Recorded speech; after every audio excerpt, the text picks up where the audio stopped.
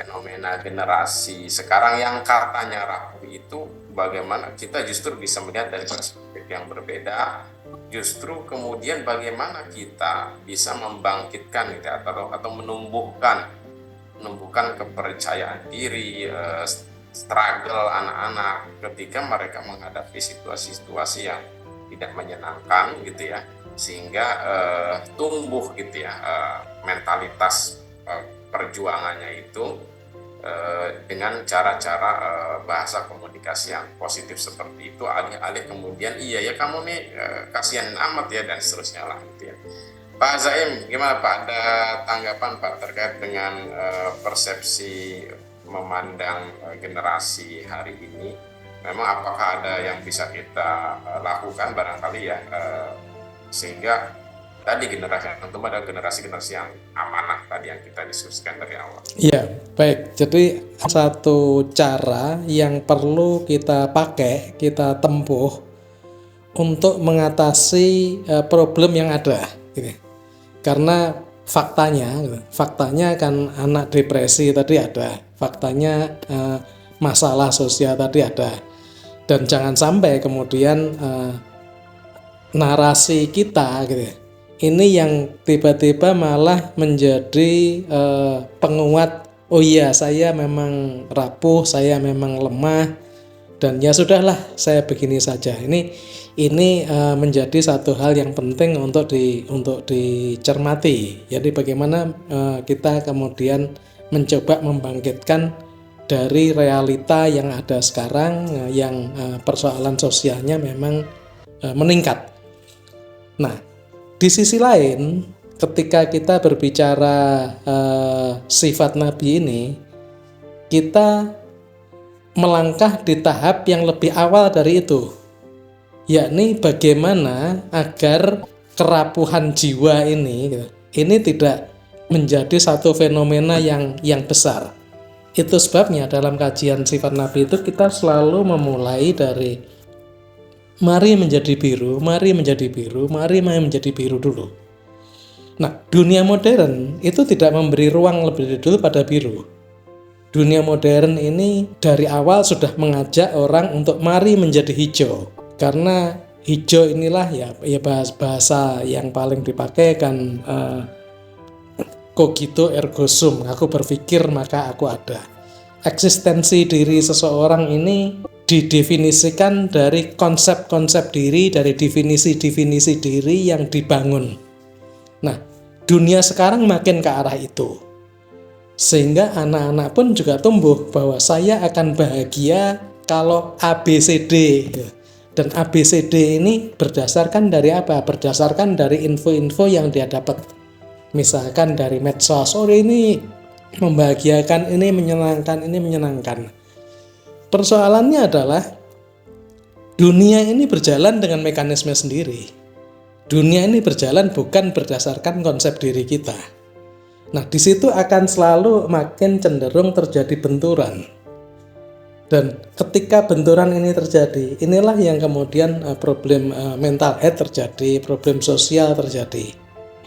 Nah, kalau ini dimulai dari biru, di mana setiap orang diingatkan bahwa mari kita pertama-tama menjadi anak yang baik-baik lah, menjadi anak baik. Nah, ketika menjadi anak yang baik atau orang di masa lalu itu tidak banyak mengembangkan konsep diri, dan ketika tidak banyak mengembangkan konsep diri, maka akan menggunakan prinsip yang sederhana bahwa urip itu ya dilakoni, hidup itu dijalani.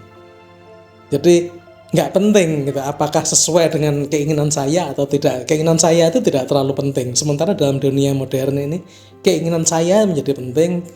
Kebutuhan untuk diakui, kebutuhan untuk diapresiasi itu menjadi penting. Dan kalau misalkan kita tidak mendapatkan pengakuan, kita tidak mendapatkan iklim yang menurut kita baik, maka dengan mudah kita akan menyalahkan kepada lingkungan gitu.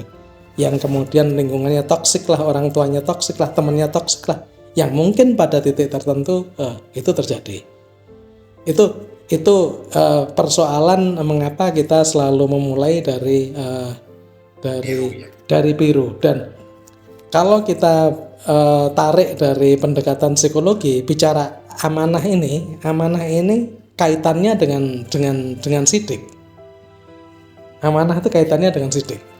Sama dengan ketika kita tes gitu. Kita akan selalu di dalam satu spektrum yang sama gitu. Kita akan cenderung sensing atau kita cenderung intuiting gitu. Jadi kalau kita mengarah rada ke kanan maka intuiting kita kuat, kalau mengarah ke kiri sensing kita kuat, kan kurang lebih seperti itu. Jadi amanah ini tidak bisa dilepaskan dari sidik, dari menjadi baik-baik, menjadi pasrah, dan kalau menjadi pasrah itu orang kita tidak konsep diri gitu, pengakuan dan sebagainya ini nggak terlalu penting.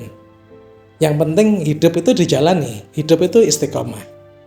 Nah persoalannya adalah era sekarang, zaman ini tidak menyiapkan individu untuk menjadi itu. Zaman ini sedang menyiapkan agar setiap individu mempunyai konsep diri.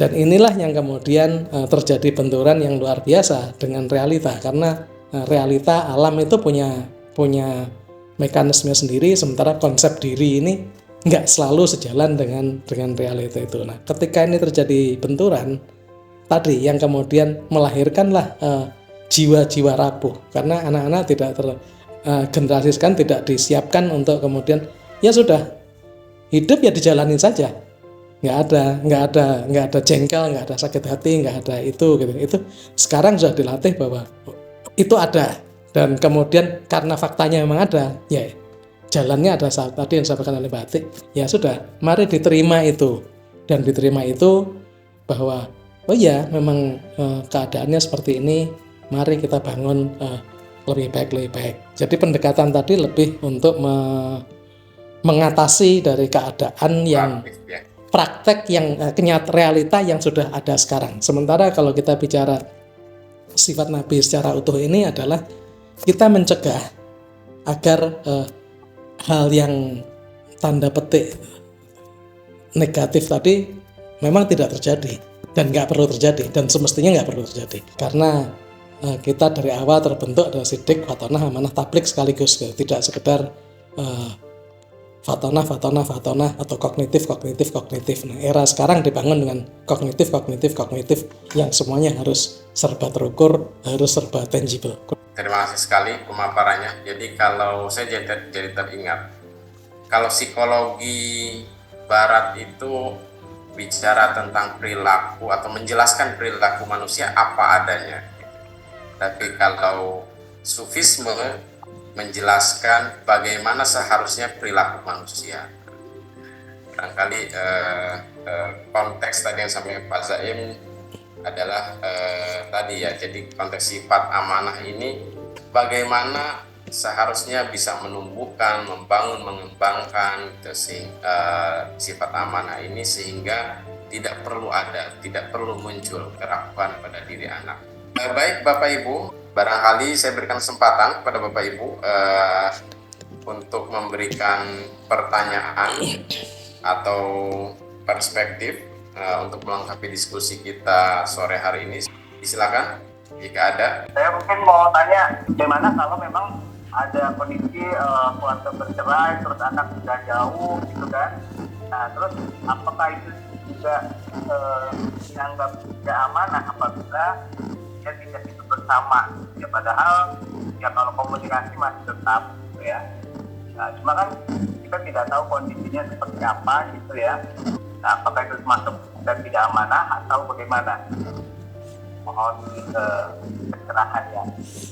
Yang terpenting adalah ada satu rasa dari kita bahwa kita bertanggung jawab, dan kita kemudian mencoba untuk menyalurkan tanggung jawab tadi sesuai dengan kemampuan kita. Jadi yang terpenting itu saja, dan itu sudah menjadi amanah, sudah menjalankan amanah. Bahwa tentu saja tidak sempurna dan sebagainya, itu setiap orang tidak sempurna, tapi yang terpenting kesadaran itu, dan tidak bisa kemudian lalu ketika terjadi apa-apa pada anaknya gitu misalnya, ya kan dia nggak ikut saya, dia akan dibentuk oleh ibunya atau dia ikut bapaknya, jadi ya urusan sana, dan tidak bisa melempar tanggung jawab seperti itu. Jadi tetap kita perlu berkontribusi semampu kita. Itu sudah cukup amanah. Barangkali kita cukupkan Bapak Ibu diskusi kita pada kesempatan sore hari ini. Sebelum saya tutup, Pak Zaim disilakan memberikan closing statement, penekanan atau stressing point pada diskusi kita sore hari ini. Oke, baik, terima kasih Mas Syafi'i. Jadi sekali lagi dunia kita ini kan sedang bergerak menuju modern. Di Barat itu sudah terjadi pada 3 abad silam gitu ya. Ketika dunia bergerak menjadi modern, semua sisi hijau ini yang dikuatkan, semua harus tangible, semua harus terukur gitu ya. Dan kemudian pada titik tertentu itu melahirkan kemajuan Barat, tetapi pada saat yang sama juga itu menimbulkan problem mental, problem sosial yang luar biasa gitu. Yang kita lihat 2 tokoh penting dari psikologi gitu, baik Sigmund Freud maupun Carl Jung, itu orang-orang yang bermasalah sekali. Jadi dia tidak bisa mengelola dirinya gitu dan sementara di Islam gitu, Islam ini holistik.